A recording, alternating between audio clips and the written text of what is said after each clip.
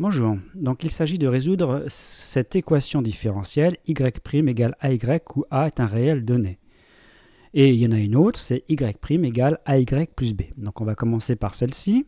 Alors déjà, ce que l'on entend par équation différentielle, en fait ici, c'est une relation, vous avez une égalité ici, et y en fait désigne une fonction, c'est f de x, et y' sa dérivée.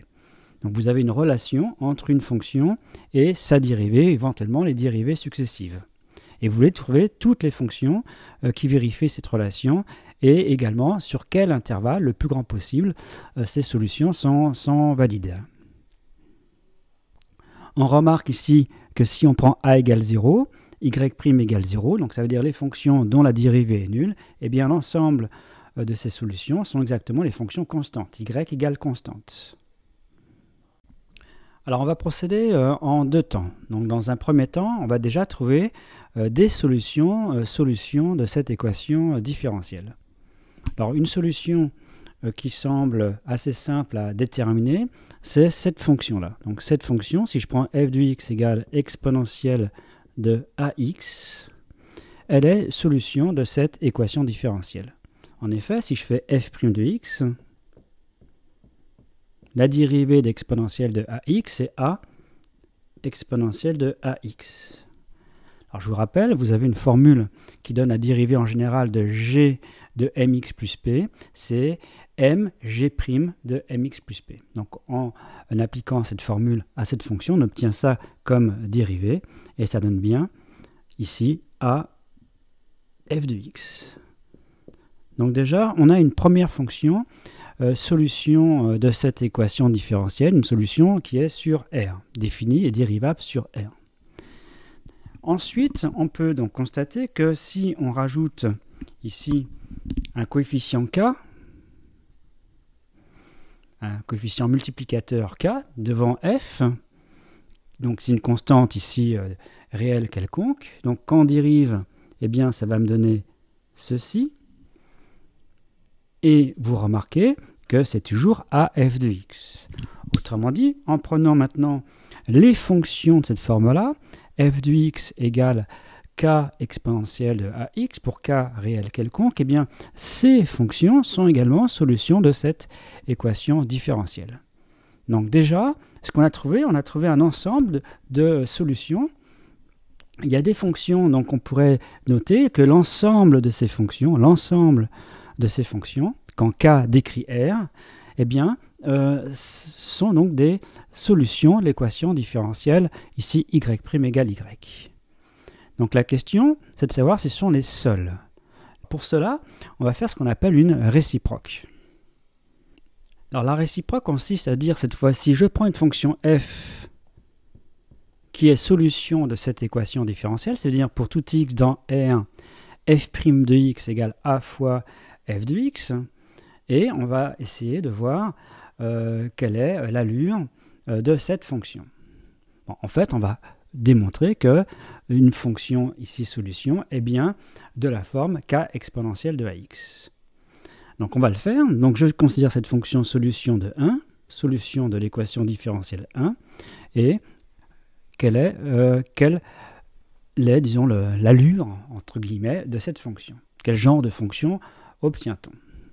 Alors il se peut qu'on obtienne effectivement les solutions de tout à l'heure, mais comme une fois, on peut peut-être en obtenir d'autres. Alors on va voir. Donc ce qu'on va faire, on va utiliser la fonction auxiliaire g de x égale f de x exponentielle de moins ax. Bon.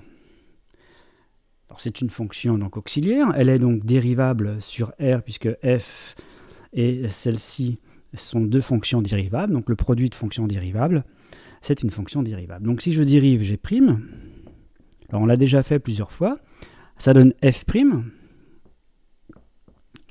exponentielle de moins ax, et plus, la dérivée de ça, c'est moins a exponentielle de moins ax fois f de x. Alors pourquoi moins a? Parce que c'est comme tout à l'heure, hein. Ici il y a moins a comme coefficient, ici en x, donc dans la dérivée ça sort, moins a. Alors on remarque que f' de x, comme c'est solution f et solution de cette équation différentielle, f' c'est a fois f, Donc ici, je remplace f' par a fois f. Et vous constatez exactement que ça et ça, c'est exactement la même chose. Comme vous, il y a une différence ici, donc ça donne 0. Donc, la fonction g a une dérivée nulle sur R, donc elle est constante. Donc g est constante. Je vais dire k ici. K, c'est une constante. Alors qu'est-ce que ça nous donne comme renseignement maintenant sur f? Puisque n'oubliez pas, c'est que c'est f que l'on cherche. Alors je rappelle maintenant qu'exponentielle de moins ax, c'est 1 sur exponentielle de ax. Une propriété qui a été démontrée. Donc ça, c'est 1 divisé par exponentielle de x. Donc le exponentielle de x, je le monte de l'autre côté. Donc ça veut dire que f de x, c'est k exponentielle de ax. Donc si je prends une fonction f, solution de l'équation différentielle, eh bien oui, f est de cette forme-là, c'est bien la forme k exponentielle de ax. Donc cela démontre que l'ensemble des solutions de l'équation différentielle 1, c'est exactement l'ensemble de ces fonctions, de cette forme-là, f de x égale k exponentielle de x. Ou si vous préférez, quand k décrit r ici, eh bien, cette fonction décrit exactement l'ensemble des solutions de ces équations différentielles. Alors, pourquoi on fait dans un sens et dans l'autre? Pourquoi il y a une réciproque, en fait? On pourrait se poser que ce qu'on a fait là, en deuxième temps, ça devrait suffire. Alors, pourquoi? Parce qu'en fait, ça, c'est quelque chose d'assez important. Ça peut intervenir à d'autres occasions. En fait, vous avez deux ensembles. Ici, ça, c'est l'ensemble des solutions de 1, de cette équation différentielle. Ici, ça, c'est l'ensemble des fonctions de la forme f de x égale k exponentielle de x. Bon.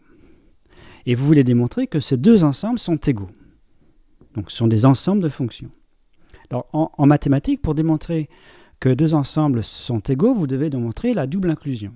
Que cet ensemble-là, c'est une partie de celui-ci réciproquement. C'est pour ça qu'il y a une réciproque. Celui-ci est une partie de celui-ci.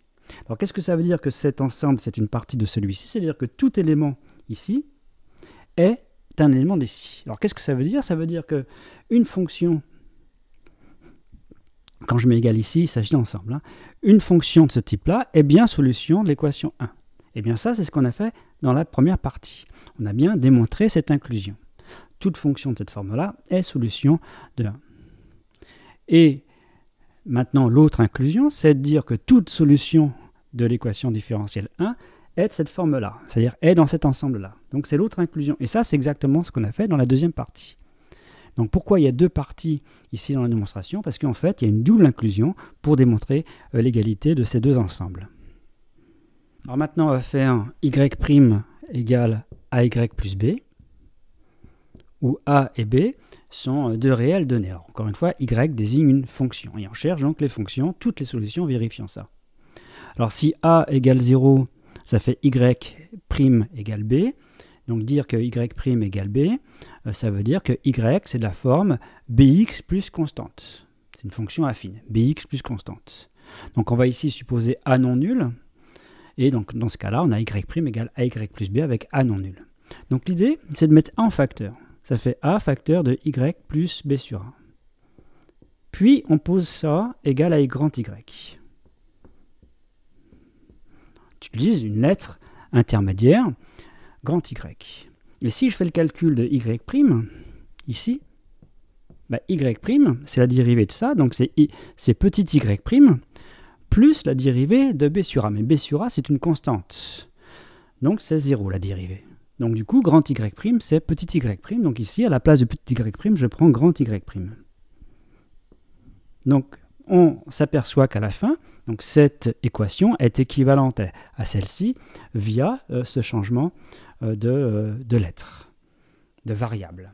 Ici, j'ai mis grand y égale petit y plus b sur a. Or, cette équation, on sait la résoudre, c'est ce qu'on vient de faire. On sait que y, grand y,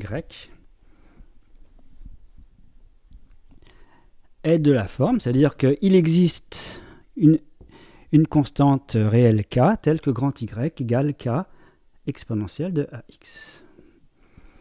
Ou si vous préférez, Ça, je rappelle que ça me donne une solution générale de l'équation différentielle 1. Et maintenant, comme grand Y, c'est ça, c'est petit y plus b sur a. Pour isoler petit y, bah, il suffit de transposer b sur a, donc ça fait ça. Donc ça, je vais mettre f de x, donc ici, ça c'est y, c'est f de x, et bien k exponentielle de x moins b sur a, c'est exactement l'ensemble des solutions de cette équation différentielle avec a non nul. Ou si vous préférez, quand k décrit r, eh bien cette fonction décrit l'ensemble des solutions de cette équation différentielle. Alors, plusieurs remarques pour terminer. Si on prend k égale 0 dans les deux cas, donc dans le premier cas, c'était y ou f de x égale k exponentielle de ax, donc si je prends k égale 0, ça fait y ou f de x égale 0. Pour tout x, f de x égale 0. Et c'est bien solution d'équation différentielle 1, puisque y', bah, ça vaut donc également 0, et on a bien y' égale ay. Donc déjà, on peut prendre évidemment k égale 0, simplement pour vérifier que c'est bien dans tous les cas. Et dans la deuxième équation différentielle, si on prend k égale 0, comme solution, on obtient y égale moins b sur a. Et donc y', c'est 0. Donc il faut vérifier que y', est-ce que c'est ay plus b? Donc ici, c'est 0. Ici, ça fait a fois moins b sur a plus b. Et vous constatez que ça donne bien 0. Donc ça, c'est le premier point. Le deuxième point important, ce sont les cas particuliers. Ça veut dire que, imaginez, je prends la première équation différentielle, je prenne y' égale 4y, et je ne cherche pas toutes les solutions de cette équation différentielle, mais je vais chercher celle qui prend, pour une certaine valeur de x, qui prend une certaine valeur. Par exemple, je cherche une fonction, je vais mettre comme ça y, parenthèse, je pourrais mettre f, f de x, y de 0 vaut moins 5. Alors en fait, j'affirme qu'il n'y a qu'une seule solution vérifiant ça, c'est-à-dire qu'il n'y a qu'une fonction qui vérifie ces deux points, parce que déjà, si c'est solution de la première équation différentielle, c'est que y est de cette forme-là, c'est-à-dire qu'il existe une constante k telle que y égale k exponentielle de 4x. Et ensuite, on utilise la deuxième condition, c'est k pour trouver la valeur de k. Donc on sait que si on remplace x par 0 ici, donc si je remplace x par 0, ça fait exponentielle de 0, ça fait 1, donc ici j'ai k, et la valeur c'est moins 5. Donc ici, ici c'est f de x, f de 0 c'est moins 5, donc je mets moins 5. Donc j'obtiens bien une seule valeur de k, et ça veut dire que la fonction donc, qui vérifie ces deux choses, eh bien c'est la fonction définie par f de x, je mets y, f de x égale moins 5 exponentielle de 4x. Il n'y en a bien qu'une seule.